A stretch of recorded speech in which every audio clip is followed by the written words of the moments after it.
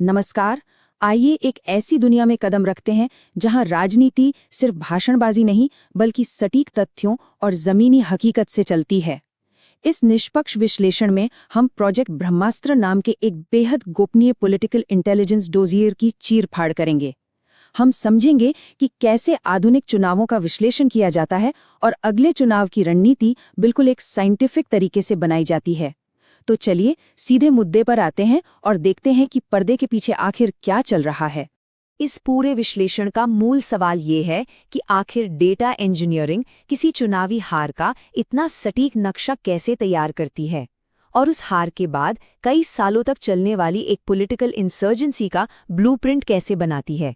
ये एक macro level framework है जो पूरे पॉलिटिकल लैंडस्केप को स्कैन करके ऐसी बातें बाहर लाता है जो शायद नंगी आंखों से कभी ना दिखें। तो सबसे पहले ये समझना जरूरी है कि ये इंटेलिजेंस कहाँ से आती है। इसे प्रोजेक्ट ब्रह्मास्त्र के तहत बनाया गया है जिसका कोड नेम नारादा है। ये भारत का एक हाईली स्ट्रक्चर्ड और डेटा ड्रिवन फ्रेमवर्क है जो हर कॉन्स्टिट्यूएंसी के लेवल पर इंटेलिजेंस निकालता है। और सबसे खास बात यह है कि ये सिस्टम भारतीय संवैधानिक मूल्यों, लोगों की गरिमा और डीपीडीपी यानी digital personal data protection framework के तहत प्राइवेसी और कंसेंट का सख्ती से पालन करता है। ये किसी की निजी जानकारी का उल्लंघन नहीं करता बल्कि कानून और चुनावी दायरों के भीतर रहकर ही काम करता है। अब बातें बहुत हो गईं, चलिए सीधे जमीन पर चलते हैं। बिहार का बेलहार असेंबली कंस्टिट्यूएंसी 2025 के नतीजे आखिर क्या कहते हैं, आइए देखते हैं। बिहार में इस साल एक तरफा मुकाबला देखने को मिला। जेडीयू के उम्मीदवार मनोज यादव ने 1,15,393 वोट्स हासिल किए, जो कि कुल वोट शेयर का एक विशाल 50.66% हिस्सा है। वहीं दूसरी तरफ आरजेडी के चाणक्य प्रकाश रंजन को मात्र 78,187 वोट्स मिले, यानी लगभग 34.33%। ये आंकड़े साफ बताते हैं कि यहाँ एक मजबूत जीत हुई और विपक्ष के बेसिक ढांचे में एक बड़ी दरार आई। और इन सब का असर इस एक आंकड़े पर पड़ता है, 37,206। ये सिर्फ एक नंबर नहीं है, ये इन दोनों उम्मीदवारों के बीच की जीत की खाई है। इंटेलिजेंस रिपोर्ट इस मैसिव मार्जिन का श्रेय हाइपर मोबिलाइजेशन को देती है। यहाँ एक रिकॉर्ड 71.24% वोटर टर्नआउट देखने को मिला, यानी सत्ताधारी पार्टी का बूथ लेवल पर ग्राउंड नेटवर्क इतना मजबूत था कि उसने स्ट्रिक्टली गणित के रूप से नतीजों को अपने पक्ष में कर लिया। अगर दोनों कैंपेन्स की तुलना करें तो एकदम अलग तस्वीर पेश होती है।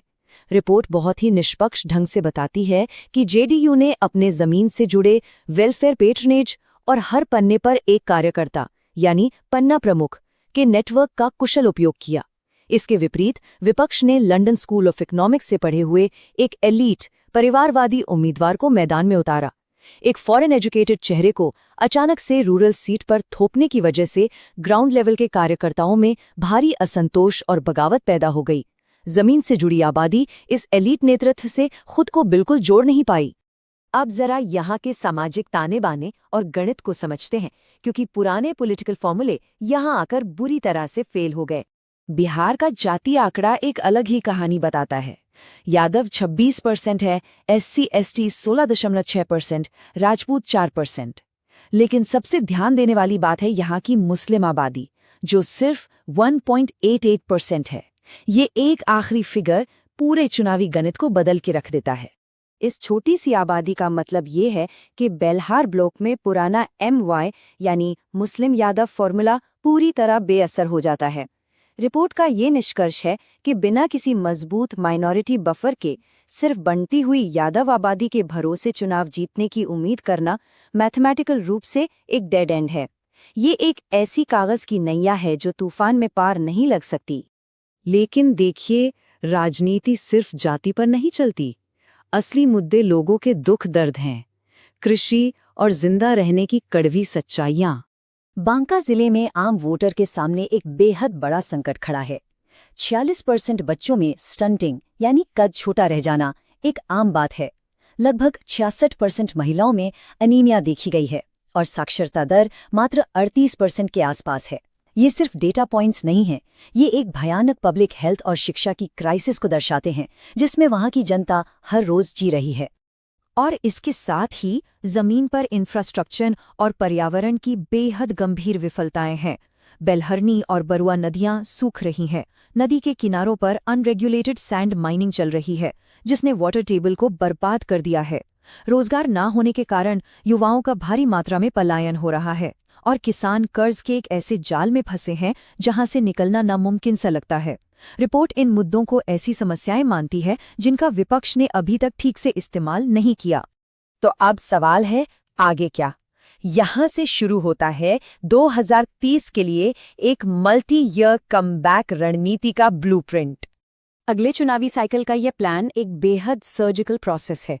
बड़े भाषणों से हटकर ध्यान पूरी तरह से ग्राउंड ऑपरेशन पर शिफ्ट किया गया है। चुनाव से 2 साल पहले यानी फेज 1 में कमजोर नेताओं को हटाकर अवैध सैंड माइनिंग के खिलाफ प्रदर्शन शुरू करने का निर्देश है। 1 साल पहले फेज 2 में ईबीसी यानी पिछड़े वर्गों तक पहुंचना और उनकी हेल्थ की परेशानियों को मुद्दा बनाना शामिल है। फेज 3 में 10,000 पन्ना प्रमुख तैयार करने और मेडिकल कैंप्स लगाने की रणनीति है। और आखिरी 90 दिनों में हवा में शोर नहीं बल्कि डिसेंट्रलाइज्ड वॉर रूम्स बनाकर चुपचाप छूट गए वोट्स को निकालने पर जोर दिया गया है।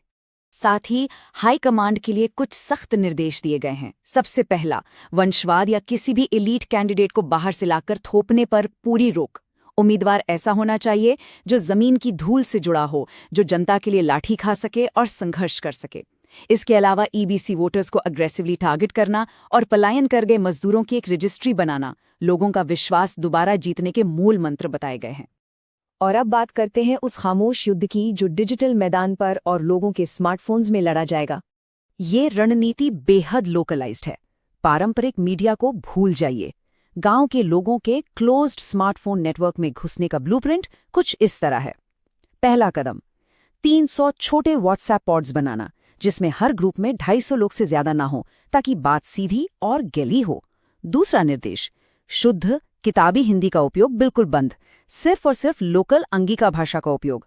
और तीसरा, चुपचाप लोकल माइक्रो इन्फ्लुएंसर्स के साथ मिलकर एक नेटवर्क तैयार करना। और ये माइक्रो इन्फ्लुएंसर्स कोई बड़े फिल्म स्टार्स नहीं हैं।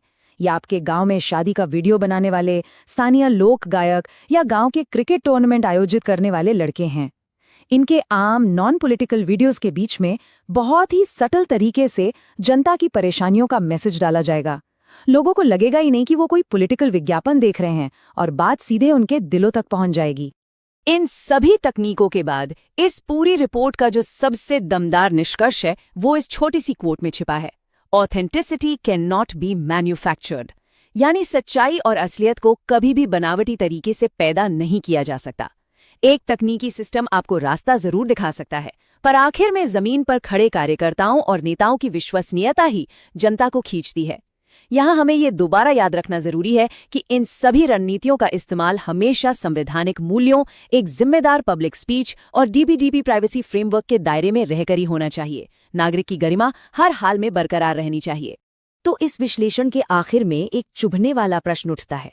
जब डेटा सिस्टम जनता की परेशानियों और दुख दर्द को इतनी सटीकता से माप कर रहा है, तो क्या आने वाले कल में चुनावी नतीजे राजनीतिक विचारधाराओं से तय होंगे या सिर्फ सटीक गणित और इंजीनियरिंग से? एक लोकतंत्र में जनता और नेता का ताल्लुक आने वाले कल में कितना ऑर्गेनिक होगा और कितना प्लान किया हुआ?